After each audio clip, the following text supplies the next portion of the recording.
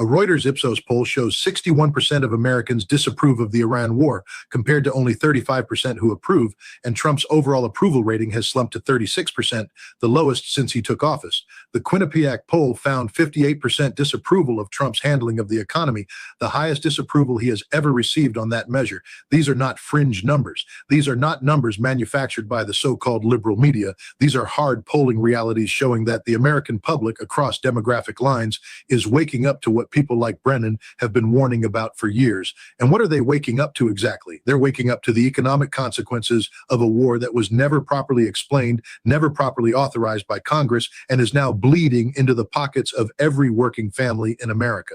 Food prices are up by nearly 20%, and gas is almost $4 a gallon or higher in some states because Iran has shut down the Strait of Hormuz.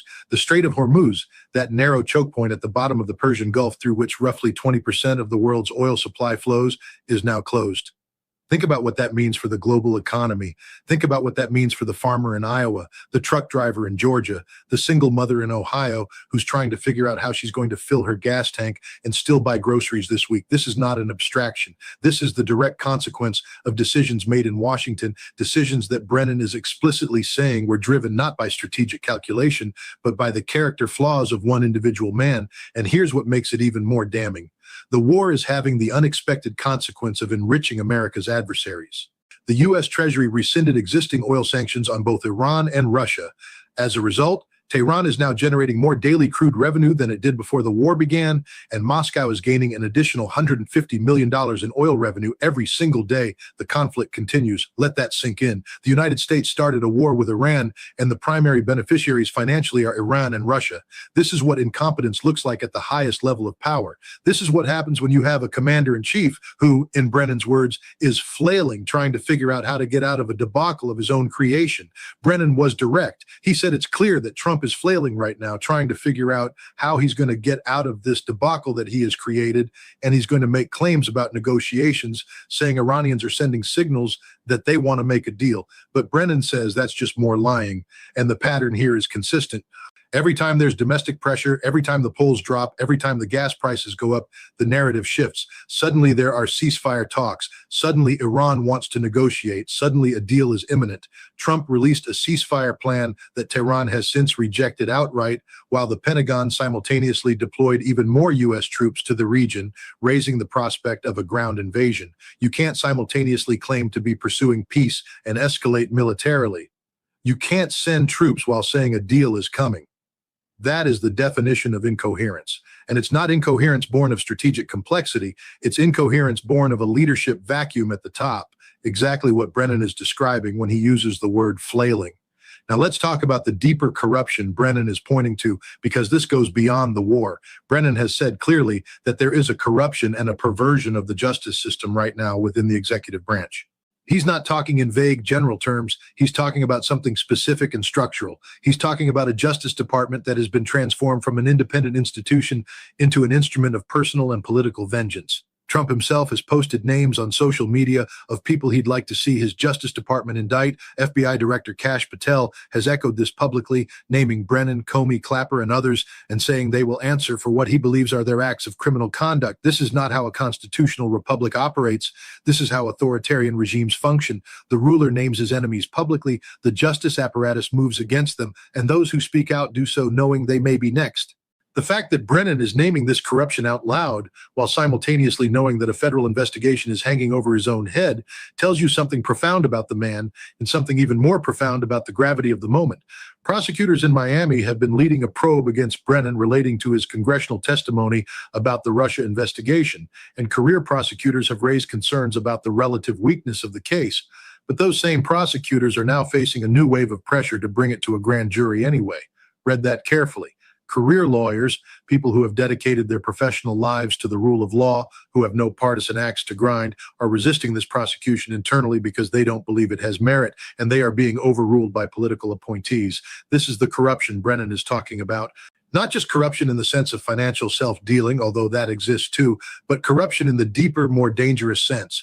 the corruption of institutions, the corruption of the mechanisms that a democracy depends upon to keep power in check. Millions of Americans turned out for more than 3,000 anti-Trump No Kings rallies across the country, from New York to Los Angeles, Minnesota to Texas, and even overseas in Paris, London, and Lisbon, filling streets, plazas, and public squares in a widespread display that stretched across regions, cities, and continents. The intensity of opposition is as high or higher than it has ever been, with a recent Fox News poll finding the highest level of disapproval of Trump in that survey across both of his terms at 59%, with nearly half saying they strongly disapprove, underscoring a depth of sentiment that is both broad and sustained. These aren't fringe protesters or marginal voices at the edges of political life. These are teachers, veterans, nurses, farmers, small business owners, people who looked at what's happening, observed it closely, and decided they had to get off the couch, step into public space, and say something out loud and without hesitation. Brennan himself said that people organizing these rallies recognize there are several months before the November elections, and they want to ensure momentum continues so that people feel their voices are making a difference, keeping energy alive rather than letting it dissipate between election cycles. He's right about that. The protests are not just emotional releases or spontaneous bursts of frustration that fade quickly. They are strategic acts of civic engagement, deliberate and sustained by a population that understands at a gut level and in a deeply intuitive way that something fundamental is being threatened in the structure of their political reality. And what is being threatened is the architecture of truth itself, the very foundation on which public trust, governance, and accountability are supposed to rest. Because that's ultimately what Brennan's charge of pathological liar is about, not in a casual or rhetorical sense, but in a precise psychological and political framing. It's not about a politician who exaggerates his accomplishments or spins a policy position in the usual way that political figures often do within contested narratives. A pathological liar is someone for whom the relationship between words and reality has been severed entirely, repeatedly, and without repair. Someone for whom the truth is simply whatever is useful in the moment, shifting as circumstances demand, unconstrained by consistency or factual grounding. And when you place that kind of person at the center of a national security apparatus, at the head of a military structure, at the command of nuclear weapons and strategic decisions, the consequences aren't abstract or theoretical. They're existential in scope and global in impact. Trump threatened that Iran's whole civilization would die if no deal was reached by a specific deadline, while simultaneously, Iran's president was writing publicly that more than 14 million Iranians had registered to sacrifice their lives to defend their country, creating a parallel escalation of rhetoric on both sides. This is where pathological lying meets geopolitical catastrophe in real time, where words lose their stabilizing function. Because when you've burned your credibility so completely that a former CIA director says he trusts your adversary more than he trusts you, your threats lose their deterrent value and become less effective. Your promises lose their credibility and persuasive force. Your ceasefire offers get rejected or ignored, and you're left with nothing but escalation, repetition, and diminishing leverage on the world stage. At least 13 members of the U.S. military have been killed in the war, alongside at least 1,137 killed in Iran, 19 killed in Israel, and 25 killed in the Gulf, each number reflecting a human cost behind the abstraction of conflict. The United States has destroyed over 1,000 targets in Iran, including ships, submarines, missile sites, and command and control centers in a sustained campaign of military action with wide-ranging effects. These are human beings, not statistics in isolation, but individuals caught in the machinery of war. These are American sons and daughters serving in uniform, sent into danger, and Iranian civilians who had nothing to do with any of this yet still found themselves within its reach. And according to the man who once led the Central Intelligence Agency, this entire catastrophe is the manifestation of a toxic character, a pathological liar who is also incompetent and deeply corrupt as a central explanatory force behind the unfolding events. That's not a political attack in the ordinary sense of partisan disagreement.